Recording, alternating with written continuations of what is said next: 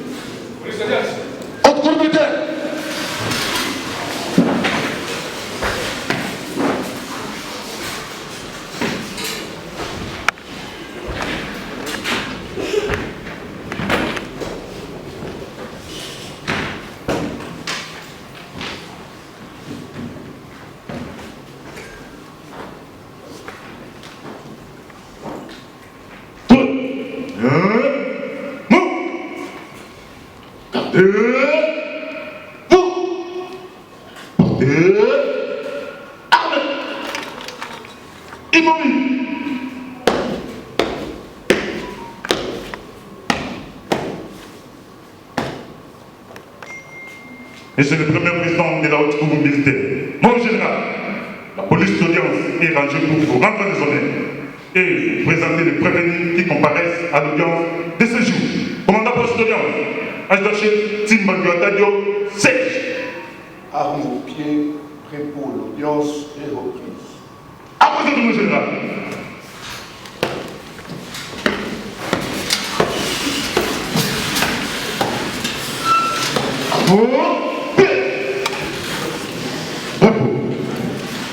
De rôle.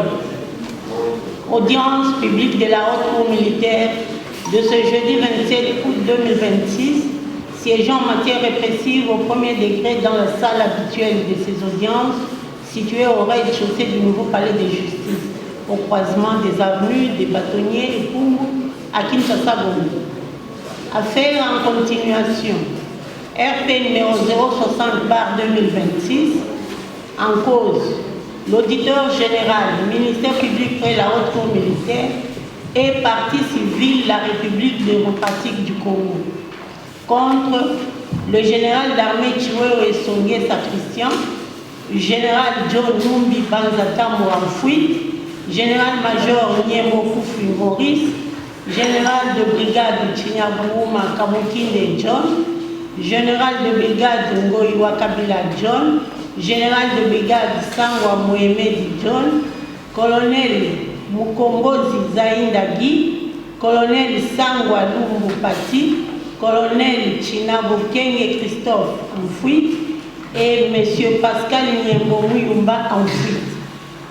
Poursuivi pour complot, propagation des faux bruits, apologie du terrorisme, trahison, violation des consignes, désertion à l'étranger, détention illégale d'armes et munitions de guerre et incitation des militaires à commettre des actes contraires au devoir et à la discipline.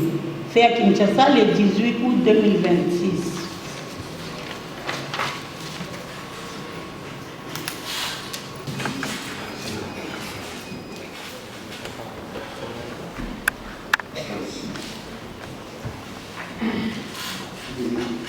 Les conseils peuvent faire et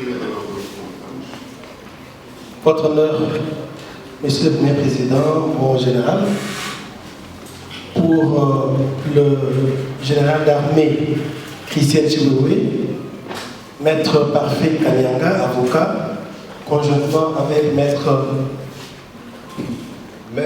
Issa Ramazani, avocat, conjointement avec le maître. Pour les mêmes intérêts, maître Adrien Mboko, avocat. Conjointement avec maître Flori Tamboué, avocat au barreau de Kinshasa Matete. Conjointement avec le maître David Loufoulobo, je suis avocat au barreau de Kinshasa Matete. Enfin, conjointement avec maître Di Roger Ngolindaya, avocat au barreau de Kinshasa Matete. Merci. Oui, Dieu déposer la question.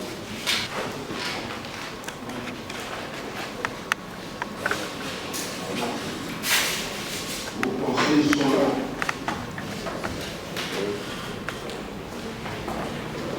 Lubunda, avocat au Congo central et à Kinshasa Matete. Additionnellement, avec Maître Pombo Augustine, avocat près la Cour d'appel de Kinshasa Matete. Conjointement avec Maître Mounianikala Moïse Christelle, je suis avocat au barreau de Matete. Maître Nzemba Kabe Monique, je suis avocat au barreau près la Cour d'appel du Sud Kivu. Maître Lisette Kavira, avocate au barreau de Kinshasa Matete. On parle Maître Pongo Mbia, avocat au barreau de Kinshasa Matete. On parle Maître Miss Mbanabe, avocate près la Cour d'appel de Kinshasa Matete. C'est tout. Merci. Le major est assuré par Maître Père Bahunga Misuba, avocat au barreau de Kouilou, conjointement avec Maître Mounianikala Moïse Christelle, je suis avocat au barreau. Maître Nzemba Kabe Monique, je suis avocat au barreau près la Cour d'appel du Sud Kivu. Merci. Aujourd'hui, je voulais prendre votre place. Revenu général de brigade Ngoï, Wakapi La John. Bon général. À la barre. À vos ordres. Au conseil. Vous êtes très loin du pouvoir. Vos conseils sont là. Est-ce que vous pouvez vous Le collectif est composé de Maître Kipero Mulambo. Je suis avocat au barreau de la Cour d'appel de Kinshasa Matete, conjointement avec Maître Jean Boukoko, avocat au barreau de Kinshasa Matete et du Kasaï central, conjointement avec défense complémentaire, Maître Etienne Lubila, avocat au Congo central et à Kinshasa Matete. Additionnellement, Maître Saoulwa Munza Merlin, avocat au barreau de Kinshasa Matete conjointement. Conjointement avec Maître Fiamma Papi, je suis avocat au barreau de Kinshasa Matete. Conjointement. La défense conjointe de Maître Iloma Katende Eliakim, avocat au barreau de Kinshasa Gombe. Oui. Revenu, veuillez regagner votre place.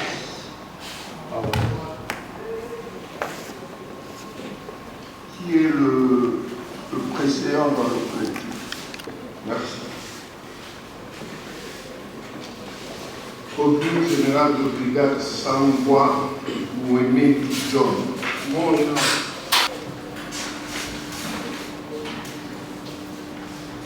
Revenu colonel du Congo.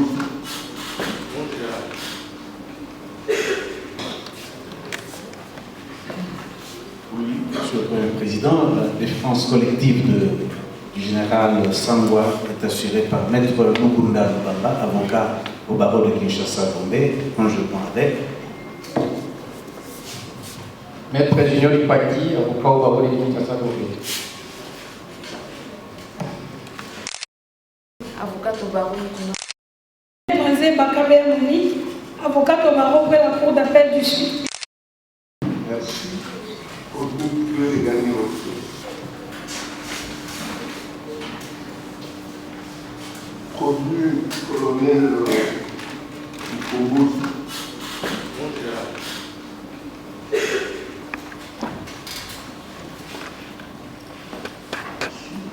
Le conseil sont là.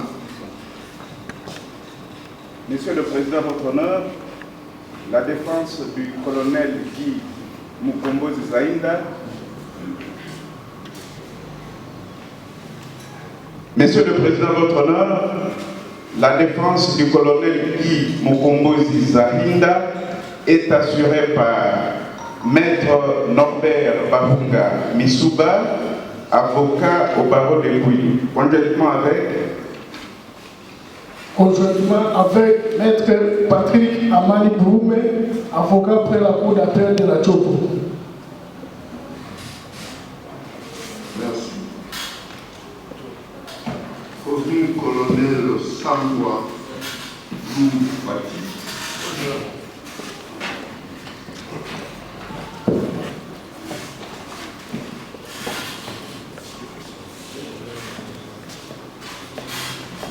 La défense du colonel Sangwa Longo Pati est composée de Maître Katumba Katumba Damas, avocat au barreau de la Cour d'appel de Kinshasa Matete, conjointement avec Défense conjointe de Lobela, avocat au Congo central et à Kinshasa Matete.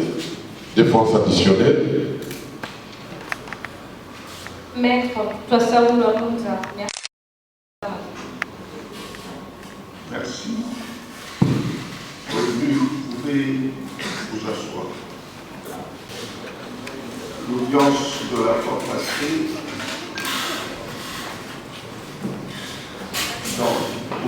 plutôt de l'audience de la fois passée, le général Padini à la République. Mais j'oublie. Oui, la République. Monsieur Benjamin Lissamba, je suis avocat au barreau de Kinshasa Gombe. Trésor Tendake Dionga, je suis avocat au barreau de Kinshasa Gombe et du Sankoro. Conjointement avec Maître Enoch Sinaba, avocat au barreau de Kinshasa Gombe. Le cadre du ministre nous a écrit pour que vous puissiez avoir accès au dossier, aux pièces du dossier. Nous avons répondu favorablement. Je pense que vous avez pu obtenir ces pièces.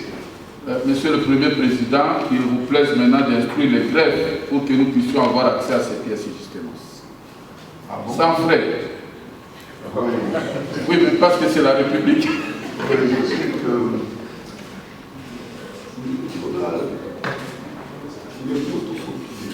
voilà. Merci pour cette instruction.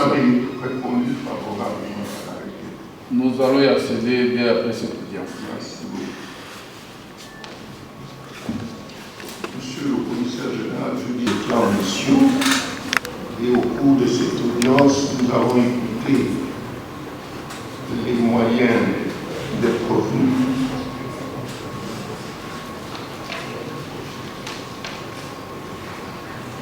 Les conseils des revenus à travers leur conseil, c'est-à-dire Maître Étienne Lombela a exposé,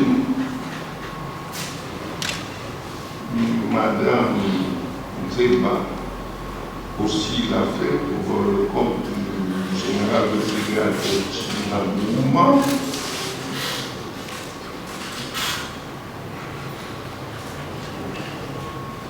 Nous avons aussi écouté le maître Ilunga Katende. Nous avons également écouté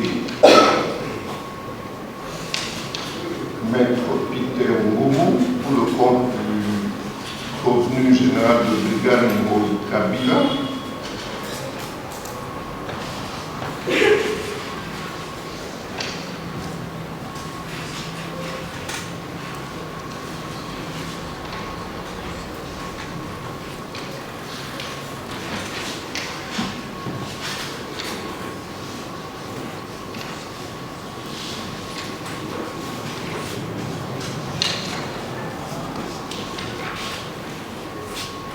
Les avocats ont été longs dans la mesure où ils se sont apaisantis. Il y a aussi Maître Kwame Fiama qui a plaidé, Maître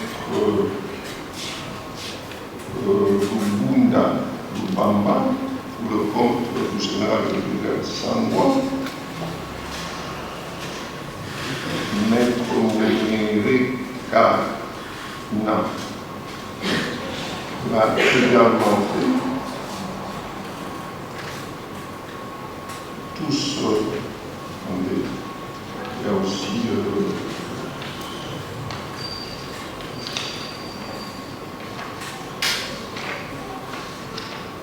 Maître Hubert Kifa Lipo qui a aussi plaidé, ainsi que Maître Mawila Kakamafu.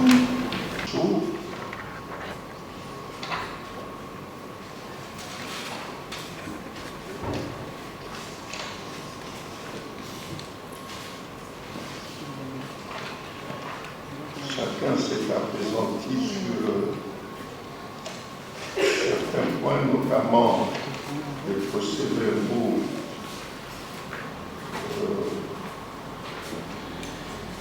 du CNC, la loi qui nous permet de siéger, même si nous sommes moins gradés que les communes.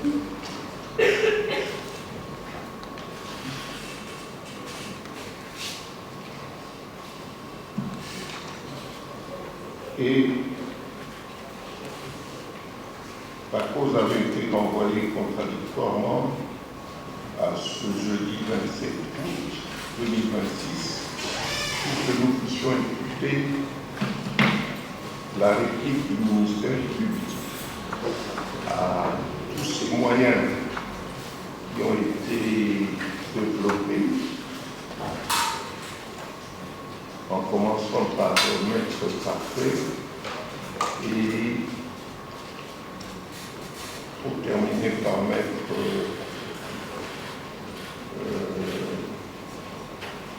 Mouguicho Daniel. Donc, la journée d'aujourd'hui, nous allons la consacrer à la réplique du ministère public, au contre-réplique, si nous avons le temps, de manière à ce que la haute cour puisse prendre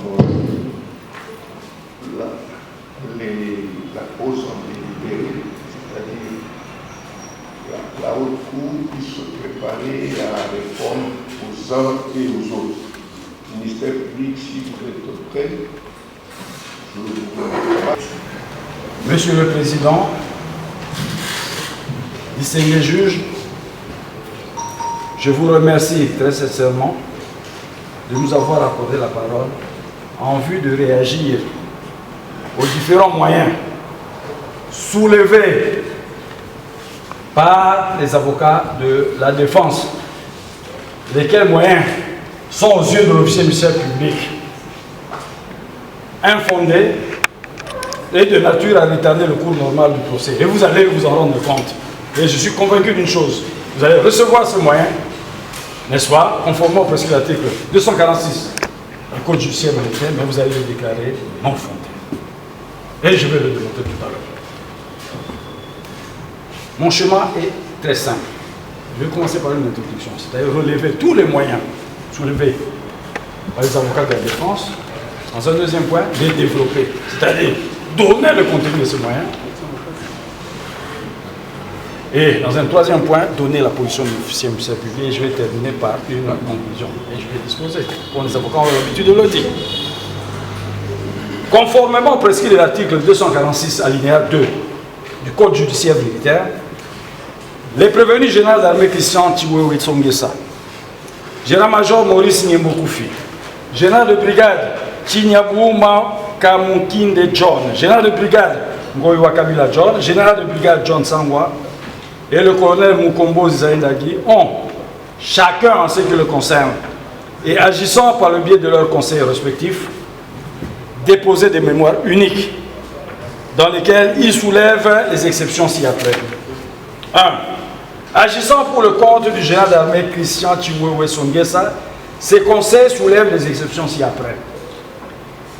Irrecevabilité de l'action pour absence d'autorisation antérieure aux poursuites à charge des prévenus, admis dans l'ordre national, héros nationaux Kabila Lumumba, au grade de commandeur. Le caractère arbitraire de l'arrestation opérée en violation de l'article 17 de la Constitution, l'irrégularité de la perquisition effectuée en l'absence du prévenu, la nullité des procès-verbaux dressés par le Conseil national de cyberdéfense CNC en sigle, et enfin l'obscuri libelli. 2. Agissant pour le compte des prévenus, général-major Maurice Nyembokoufi et le général de brigade John Sangwa, ces conseils soulèvent les exceptions suivantes: l'incompétence de la haute cour militaire, la caducité de l'ordonnance loi numéro 26-003 du 31 janvier 2026, modifiant et complétant la loi numéro 023-2002 du 13 novembre 2002 portant code judiciaire militaire. La nullité de la procédure antérieure à la comparution devant la haute cour militaire pour violation de l'article 17 alinéa 2 de la Constitution, première branche, ça c'est M. Lombela, qui nous a pris inutilement du temps. Violation de l'article 130 du code judiciaire militaire, en ce que le CNC n'a pas été saisi suivant l'un des modes légaux de saisine, deuxième branche. L'omission d'informer de son arrestation le commandant d'unité de qui il dépend, troisième branche.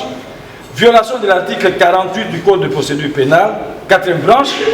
La nullité du rapport forensique signé le 20 janvier 2026, postérieurement à la transmission du dossier, ce qui constitue la violation de l'article 49 du code de procédure pénale, cinquième branche. La nullité des procès-verbaux dressés par l'OPJ Galamouloumé en violation des articles 7, 8 et 126 de l'ordonnance numéro 78/289 du 3 juillet 1978 relative à l'exercice des attributions d'officiers et agents de police judiciaire près les juridictions de droit commun, sixième branche. Violation des articles 18, 3, alinéa 3, 4, 5 et 19, alinéa 4 de la Constitution, en ce que le prévenu a été privé du droit d'être assisté par ses conseils au CNC, septième branche. Usurpation de compétences par le Conseil national de cyberdéfense, CNC en sigle. Le caractère arbitraire de l'arrestation, le caractère illégal de la détention, la nullité des procès-verbaux dressés par le Conseil national de cyberdéfense.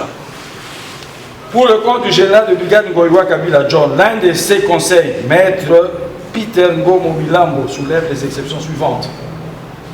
Privation arbitraire de la liberté par le CNC en violation des articles 17 alinéa 1 de la Constitution et 205 du Code judiciaire militaire. Non-respect de la vie privée du prévenu en violation de l'article 31 de la Constitution et de la loi cadre numéro 013-202 du 16 octobre 2002 sur les télécommunications. J'informe en passant, Monsieur le Président, que cette loi-là a été déjà abrogée. Donc la défense a fait état d'une loi déjà abrogée. Voilà pourquoi je disais, la foudre va s'abattre sur la défense. La nullité des procès-verbaux dressés par le CNC, l'irrégularité du mandat de perquisition, ce qui constitue la violation des articles 3 du Code de procédure pénale et 34 de la Constitution, l'irrégularité de la saisie des biens du prévenu, la nullité de la prévention du complot pour absence de confrontation entre les personnes impliquées. Pour le compte du prévenu général de brigade Sangwa Mohamed John, seul son conseil maître Christelle Mouniere Gamana, si j'ai massacré son nom qui va m'excuser, soulève les exceptions, quelle vieille couille c'est une dame, soulève les exceptions ci-après, l'usurpation des compétences par le CNC, le caractère arbitraire de l'arrestation, défaut d'autorisation, conditions préalables aux poursuites contre un membre de l'ordre national, héros nationaux, le caractère illégal de la détention, la nullité des procès-verbaux dressés par le CNC, la demande de liberté provisoire. Point 6. Pour le compte du colonel Munkombo Zizaï Dagui, son conseil maître Kizito Tibé me soulève les exceptions suivantes. L'incompétence de la haute cour militaire, nullité de la procédure entachée d'irrégularité en ce que poursuivi devant l'officier ministère public sous RMP 0948/LB/2026. Il a été renvoyé devant la haute cour militaire sous le numéro RMP 0984/LB 2026. L'atteinte au droit à la santé, la demande de liberté provisoire. Maintenant, nous passons au développement des moyens par le conseil des prévenus. Pour le compte du prévenu général d'armée Chiwewe Songesha Christian, prenant la parole en faveur de son client précité, Maître Parfait Kanyanga, allait que l'autorisation n'ayant pas été accordée par le président de la République, chef de l'État, pour engager des poursuites judiciaires contre son client, admis dans l'ordre national héros nationaux Kabila Lumumba au grade de commandeur, conformément prescrit de l'article 10 de la loi numéro 009/2002 du 5 août 2002, créant cet ordre tel que modifié et complété par le décret-loi numéro 012/2003 du 30 mars 2003. Et l'action mue par le ministère public doit être déclarée irrecevable quand l'autorisation qui venait d'être sollicitée est postérieure aux poursuites. L'arrestation et la détention de son client sont contraires aux dispositions de l'article 17 alinéa 2 et 18 alinéa 4 de la Constitution du 18 février, tel que modifié et complété par la loi numéro 11/002 du 20 janvier 2011, ainsi qu'aux articles 27 du décret du 6 août 1959 portant code de procédure pénale et 205 de la loi numéro 23/2002 du 18 novembre portant code judiciaire militaire. La preuve résultant de la perquisition effectuée en l'absence du prévenu est irrégulière, conformément à l'article 3 alinéa 2 du décret du 6 août 1959 portant code de procédure pénale et concluant ce propos, il sollicite de la haute cour militaire de déclarer nulle la saisie pratiquée et d'écarter des débats les objets dits litigieux. Les procès-verbaux dressés à l'enquête préliminaire doivent être déclarés nuls et écartés des débats en ce qu'ils ne contiennent pas des mentions substantielles prévues par la loi à peine de nullité, ce qui constitue la violation de l'ordonnance plutôt numéro 78-289 du 3 juillet 1978 relative à l'exercice des attributions des officiers de police judiciaire près les juridictions de droit commun. Le ministère public ne détermine pas le mode légal par lequel son client a participé à l'infraction de complot. De sorte que, dans ce complot, on ignore qui a fait quoi, comment, où, à quel moment précis et quel est l'apport de chacun. Il y a donc un obscuri libelli. 2. Pour le compte des prévenus général-major Maurice Niembokoufi et le général de brigade John Sangwa, leur conseil soulève de nombreuses exceptions tirées notamment de la caducité de l'ordonnance loi numéro 26-003 du 31 janvier 2026 modifiant et complétant la loi numéro 023/2002 portant code judiciaire militaire, en ce que, en l'absence de la loi de ratification, l'ordonnance loi précitée est non seulement tombée caduque, mais aussi et surtout ne peut être opposable ni aux prévenus ni aux citoyens congolais. En conséquence, pour les conseils de ces deux prévenus, la haute cour militaire telle qu'elle est composée est incompétente de connaître de cette cause impliquant des prévenus plus gradés, en l'occurrence deux généraux d'armée. Plutôt impliquant des prévenus plus gradés, en l'occurrence un général d'armée. La nullité de la procédure antérieure à la comparution devant la haute cour militaire. Et ce moyen est divisé en 11 branches. La première branche est prise de la violation des articles 17 alinéa 2 de la Constitution. Dans le cadre tel que révisé en certains articles par la loi numéro 11/002 du 20 janvier 2011, en ce que, dans le cadre des enquêtes ouvertes à charge du prévenu général-major Niembokoufi Maurice, le CNC l'a arrêté à 2 h du matin à son domicile et détenu illégalement au secret, au-delà des compétences lui dévolues par les prescrits de l'article 2 de l'ordonnance numéro 23/170 du 15 août 2023, dont le libellé est ainsi conçu. Le CNC est une structure stratégique et sécuritaire. Il a pour principale mission la coordination de tous les services ayant un objet en rapport avec la cyberdéfense et le cyberrenseignement. À ce titre, il a notamment pour mission de conseiller et informer le président de la République sur toutes les questions. Je vous fais grâce de tous les autres détails, mais je vous renvoie au texte tel que vous faites citer par la défense. Je prends juste le dernier tiré. Le CNC assure également toute autre mission lui confiée par le président de la République. La deuxième branche est prise de la violation des dispositions de l'article 130 de la loi numéro 023/2002 du 18 novembre 2002, tel que modifié et complété en ces jours, à ce que le CNC n'a pas été saisi suivant l'un des modes légaux de saisie. Elle a précité l'action publique devant les juridictions militaires et mise en mouvement par les magistrats du ministère public, le commandement, le ministre de la Défense ou la partie lésée. Pour la défense des prévenus, le CNC n'ayant pas été saisi régulièrement, les procès-verbaux dressés sont manifestement irréguliers, partant illégaux, et l'absence de sa saisine régulière entraîne celle de l'auditeur général qui a saisi la haute cour militaire sous RMB 0984/LB/2026.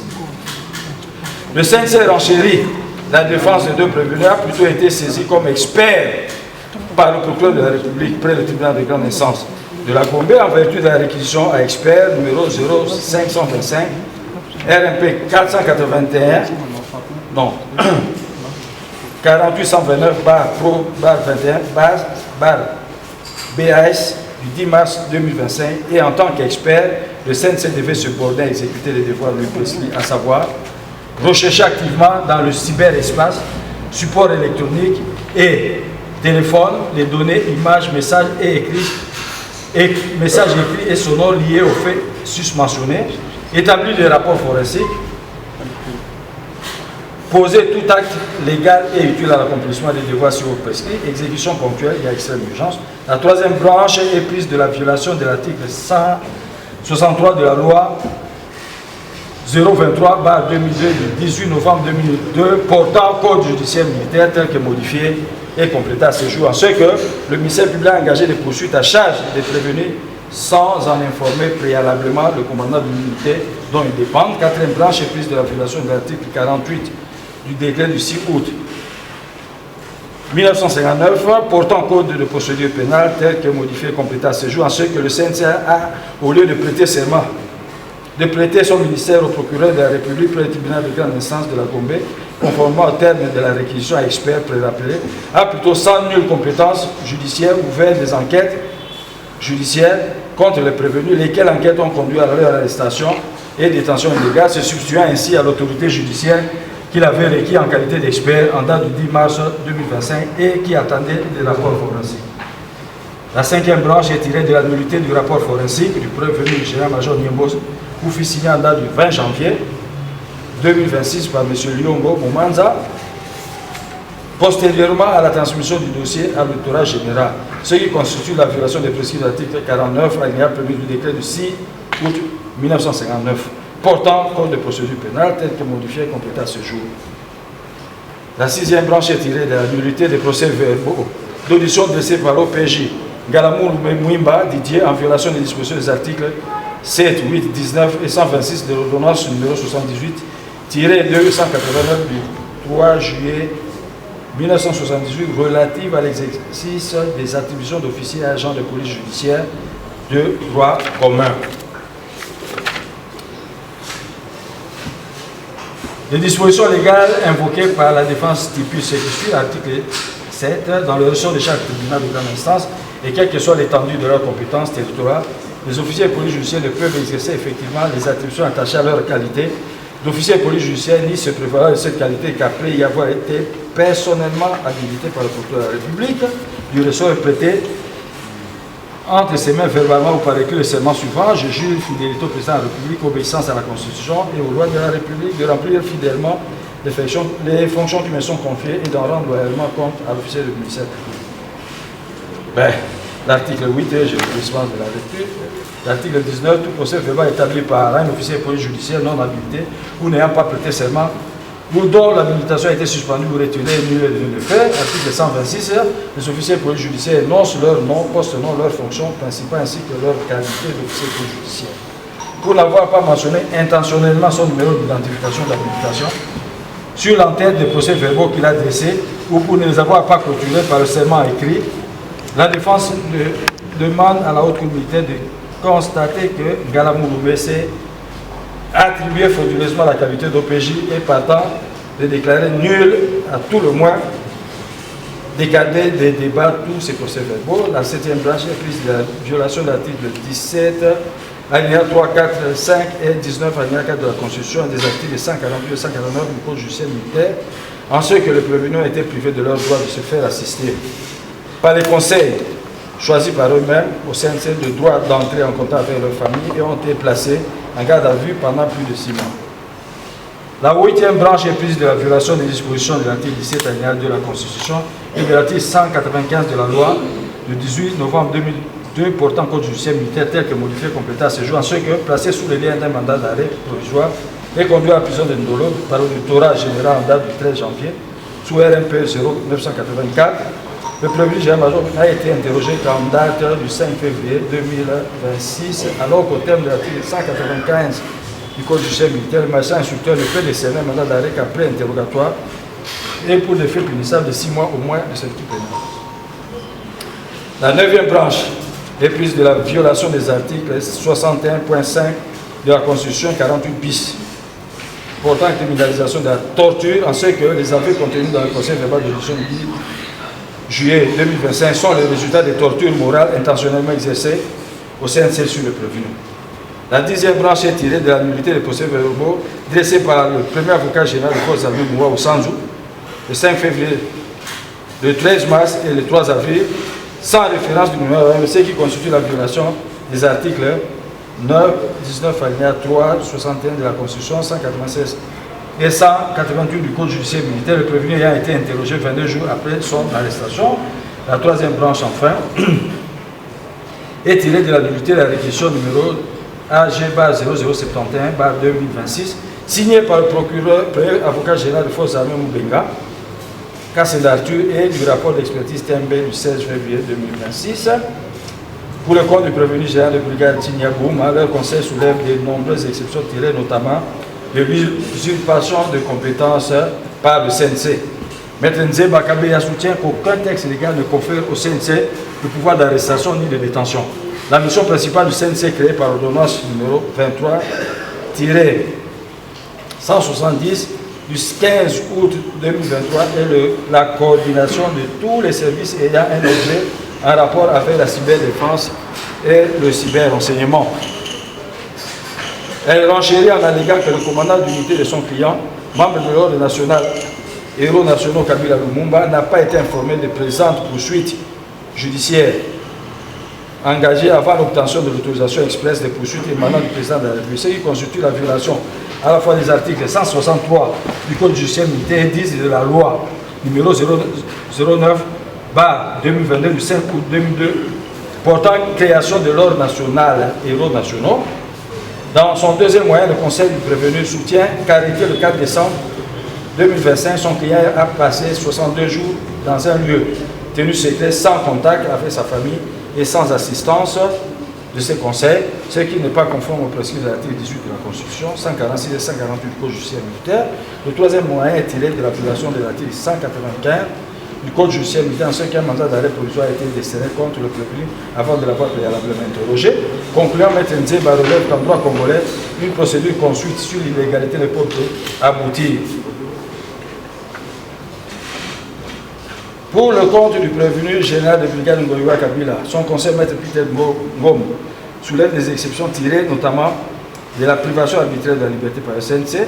Dans ce premier moyen, le conseil du prévenu est d'avis que quand on parle d'interpellation, d'arrestation ou de détention, on pense qu'à la police, le parquet ou l'auditorat et à titre exceptionnel à l'ANR et au renseignement militaire. S'agissant de l'arrestation, l'article 205 alinéa 1 du Code judiciaire militaire dispose que la mise en détention des personnes constitue une exception, la liberté étant la règle.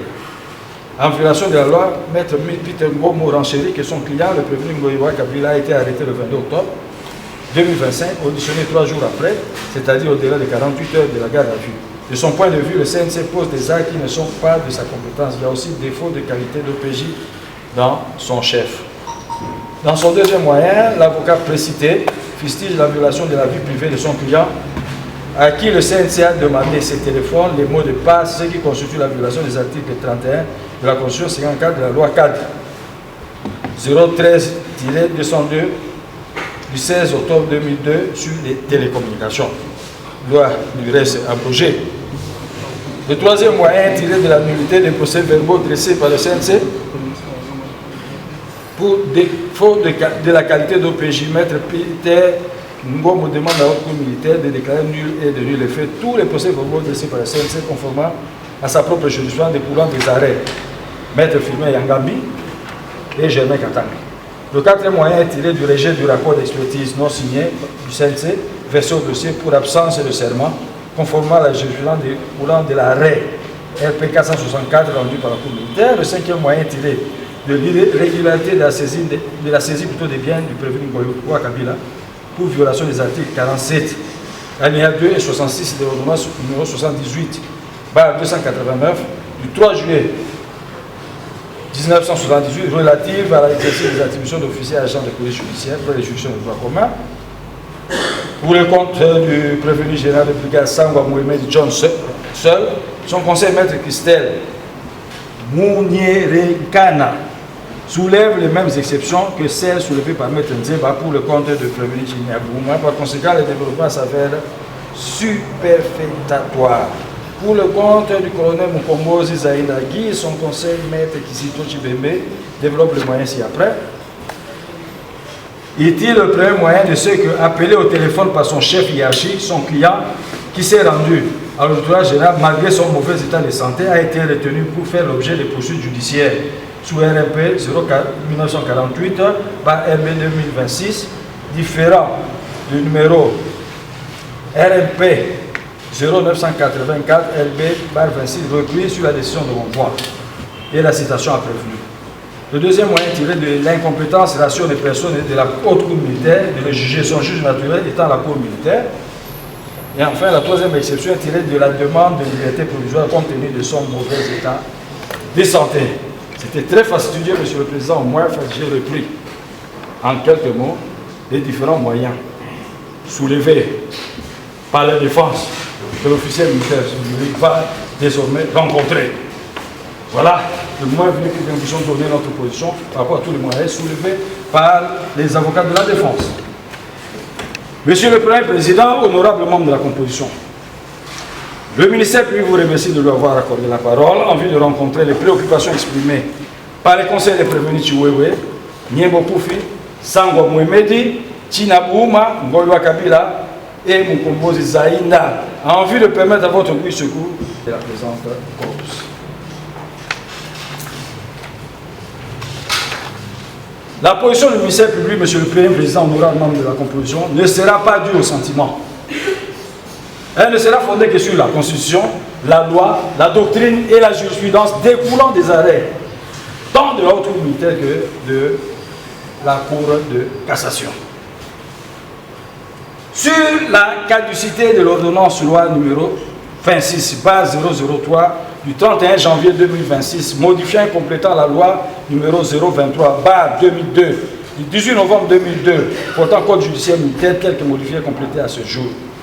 En son article 129, la Constitution du 18 février 2006, telle que modifiée par la loi numéro 11/002 du 20 janvier 2011 portant révision de certains articles de la Constitution de la République démocratique du Congo, dispose que le gouvernement peut, pour l'exécution de son programme d'action, demander à l'Assemblée nationale ou au Sénat l'autorisation de prendre par ordonnance loi pendant un délai limité sur des matières déterminées et des mesures qui sont normalement du domaine de la loi. Ces ordonnances loi sont délibérées en Conseil des ministres. Elles entrent en vigueur dès leur publication et deviennent caduques si le projet de loi de ratification n'est pas déposé devant le Parlement. Ça, c'est très important. Deviennent caduques si le projet de loi de ratification n'est pas déposé devant le Parlement au plus tard à la date limite, par la loi, la date limite fixée par la loi d'habilitation. À l'exception du délai visé à l'alinéa premier du présent article, si le Parlement ne ratifie pas ces ordonnances ou lois, celles-ci cessent de plein droit de produire leurs effets. Les ordonnances ou lois délibérées en Conseil des ministres, je continue à lire la disposition de la Constitution, et ratifiées ne peuvent être modifiées dans leur disposition que par la loi. Les ordonnances ou lois cessent de plein droit de produire leurs effets en cas de rejet du projet de loi de ratification. L'article 4 de la loi numéro 25/056 du 22 décembre 2025 portant habilitation du gouvernement, prise conformément à l'alinéa 2 de l'article précité de la Constitution, est ainsi conçue. Sous peine de caducité, les ordonnances loi prises en exécution de la présente loi doivent faire l'objet de projets de ratification à déposer à l'Assemblée nationale et au Sénat dans les 60 jours de leur publication au journal officiel de la République démocratique du Congo. Et dans le cas soumis à votre examen, Monsieur le Premier Président, honorable membre de la composition, toutes les conditions exigées par les deux dispositions sur ces évoquées sont bel et bien remplies. La délibération en Conseil des ministres du projet de l'ordonnance loi. Il y a une délibération en Conseil des ministres. Ça, c'est l'article 129, alinéa 2. La publication au journal officiel après sa délibération et adoption par le Conseil, article 129. Et ce texte-là, l'ordonnance a été publié au journal officiel. Et qui a mis à notre disposition une copie du journal officiel? Mais c'est la défense. Et puis encore soulever les exceptions, Monsieur le Président. Ce texte a été bel et bien publié au journal officiel de la République démocratique, conformément aux dispositions constitutionnelles. Le dépôt au Parlement du projet de ratification de la loi publié au journal officiel dans les 60 jours, article 4 de la loi numéro 25/058 du 22 décembre, portant habilitation du gouvernement pour entraîner la caducité de l'ordonnance loi numéro 26/003 du 31 janvier 2026 et emporter l'incompétence de la haute cour militaire. L'entorse ne viendrait que du non-dépôt au Parlement du projet de ratification de la susdite ordonnance loi. Or, comme le reconnaît le bâtonnier Laurent Kaling, je ne sais pas s'il est dans la salle, puisqu'il avait disparu, après avoir déposé au fait ce fameux mouvement. Il a disparu, on ne le voit même plus ici. Puis il avait compris qu'il a voulu justement induire la haute cour en erreur. N'eût été la vigilance de l'officier ministère public.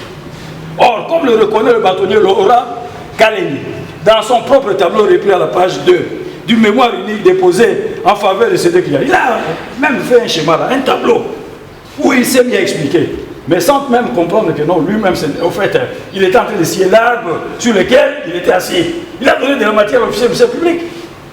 Or, comme le reconnaît le bâtonnier Laurent Kaling, dans son propre tableau repris à la page 2 du mémoire unique déposé en faveur de ces deux clients, en l'occurrence le prévenu Niembo, Koufié Sangwa Mohamed, le dépôt au Parlement du projet de ratification de l'ordonnance soit publié au journal officiel.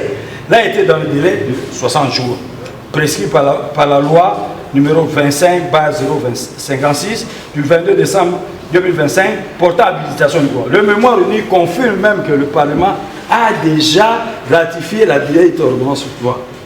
Ça ne vient pas de moi, ça vient de la défense. Donc le mémoire unique confirme que même le Parlement a déjà ratifié la dite ordonnance en date du 30 mars 2026. Donc, dans le délai. Pour toutes ces raisons, la haute cour militaire dira non fonder ce moyen et le rejettera. Deuxième moyen, irrecevabilité de l'action pour absence d'autorisation antérieure aux poursuites à charge des prévenus Chiwewe Songesha, Chinabou Mazainda et Sam Mohamedi admis dans l'ordre national et héros nationaux Kabila Lumumba, et puis défaut de qualité dans le chef du DIRCAL, le chef de l'État, d'autoriser les poursuites. Ça, ce sont les moyens. Et je vais les rencontrer. Sans trop de difficultés, Monsieur le Président, de ce juge. Monsieur le Premier Président, il a été admis par la haute cour militaire que l'autorisation d'engager les poursuites à l'égard d'un membre de l'ordre national, héros nationaux Kabila Lumumba, ne figure pas parmi les matières pour lesquelles le président de la République agit par voie d'ordonnance. Non, ça ce n'est pas vrai, Monsieur le Président, c'est le juge. Ce n'est pas vrai. Et un avocat n'a même plus le courage de déclarer devant votre discours que du temps de la Deuxième République, du temps du maréchal, à chaque fois que vous voulez déférer un militaire devant la justice, il prenait soin d'agir par voie d'ordonnance. Je serais curieux, toi curieux, de voir cette ordonnance-là. Puis c'est la défense qui a en fait soulevé le moins. À celui qui enlève les faits d'en démontrer l'existence, si la défense peut vous produire une ordonnance signée dans le temps par feu maréchal, à travers laquelle il déférait un dignitaire devant la justice. En toi, je mets la défense au défi de produire cette ordonnance-là. Nous avons la jurisprudence, Monsieur le Président, du Seigneur juge, dans cette affaire. C'est la jurisprudence de la haute cour militaire.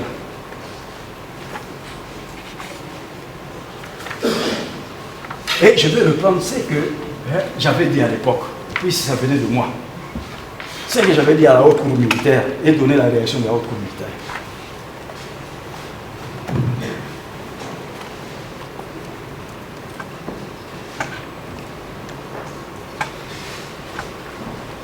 s'agissant du moyen tiré de l'absence de l'ordonnance du chef de l'État autorisant les poursuites, le ministère public fait observer à la défense que la Constitution indique les matières pour lesquelles le chef de l'État agit par voie d'ordonnance. Puisque, en fait, pour la défense, il y a des défauts de qualité dans le chef du DIRCAM. Ce n'est pas le DIRCAM qui a autorisé, c'est le commandant suprême qui a autorisé. C'est le chef de l'État qui a autorisé. Voilà. Je disais ceci, s'agissant du moyen tiré de l'absence de l'ordonnance du chef de l'État autorisant les poursuites, le ministère public fait observer à la défense que la Constitution indique les matières pour lesquelles le chef de l'État agit par voie d'ordonnance. Il s'agit notamment des cas de nomination des membres du gouvernement, n'est-ce pas, des officiers, des mandataires publics, des magistrats, et ainsi de suite. Et que pour une bonne compréhension de l'alinéa 3 de l'article 79 de la Constitution invoquée par la défense, on doit se placer dans son contexte. En effet, l'alinéa 2 de l'article susvisé dit que le président de la République promulgue les lois dans les conditions prévues par la présente loi. Donc, l'alinéa 3 indique la voie par laquelle le président de la République promulgue les dites lois. Qu'au terme de l'alinéa premier du même article, le président de la République convoque et préside le Conseil des ministres. En cas d'empêchement, il délègue ce pouvoir au Premier ministre. La convocation du Conseil des ministres ne se fait pas par voie d'ordonnance, n'est-ce pas? Et qui le fait, Monsieur le Président? Ce n'est pas par voie d'ordonnance. Puisque, pour la défense, le chef de l'État agit toujours par voie d'ordonnance. Et alors, quid alors de la convocation du Conseil des ministres? Quid de la délégation du pouvoir au Premier ministre? Et ça se fait par voie d'ordonnance? Non, monsieur, c'est une distraction. Ça, c'est vraiment cette intervention est comparable à quelqu'un qui s'assoit à côté de la chaise. La chaise, il se met à côté. Mais la conséquence, c'est quoi? Mais il va tomber. La défense est en train de tomber, monsieur le président du Sénat juge. Je continue. Donc, tous les actes posés par le président de la République ne le sont pas nécessairement par cette voie. Voilà, monsieur le président du Sénat juge. C'était notre position à l'époque. Et je vais lire la position de la haute cour militaire en son temps. Voilà. Position de la haute cour militaire.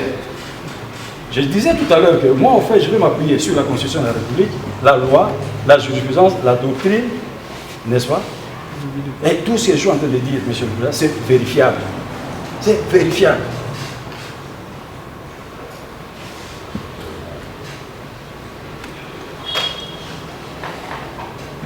Voilà, la haute cour militaire relève aussi que le cabinet du président de la République fonctionne selon les normes fixées par l'ordonnance numéro 09/03 du 30 janvier 2000 portant organisation et fonctionnement du cabinet du président de la République. Cette ordonnance a été modifiée, monsieur le président. À l'époque, elle était encore au fait d'application. Maintenant, cette ordonnance a été modifiée par l'ordonnance numéro 173 du 14 mars 2025 portant organisation et fonctionnement du cabinet du président de la République en son article 5. Voilà. Je disais, portant organisation et fonctionnement du cabinet du président de la République, laquelle détermine en son article, maintenant c'est l'article 5, c'est plus l'article 2. Donc l'officier chef de l'organe de la loi. J'ai vérifié tous ces textes, le texte avait été modifié, mais dans les mêmes termes pratiquement. Les prérogatives du directeur de cabinet du président de la République, étudier toutes les questions qui lui sont soumises par le président de la République. Toutes les questions qui lui sont soumises par le président de la République. Proposer au président de la République toutes mesures jugées nécessaires ou opportunes pour la bonne marche des affaires de l'État. Étudier, analyser, évaluer toutes questions touchant au domaine politique, juridique, diplomatique, économique, social et culturel de la vie nationale et faire des propositions au président de la République. Suivre l'activité parlementaire, suivre l'activité gouvernementale, traiter les courriers du président de la République. Un autre au regard de l'article 5, alinéa 1er et 3 de la même ordonnance, le directeur de cabinet assure non seulement la direction, l'organisation et la coordination entre le cabinet et toutes les institutions de la République. La haute cour militaire estime donc c'est limité qu'à communiquer à l'officier ministère public l'autorisation d'engager les poursuites accordées par le président de la République.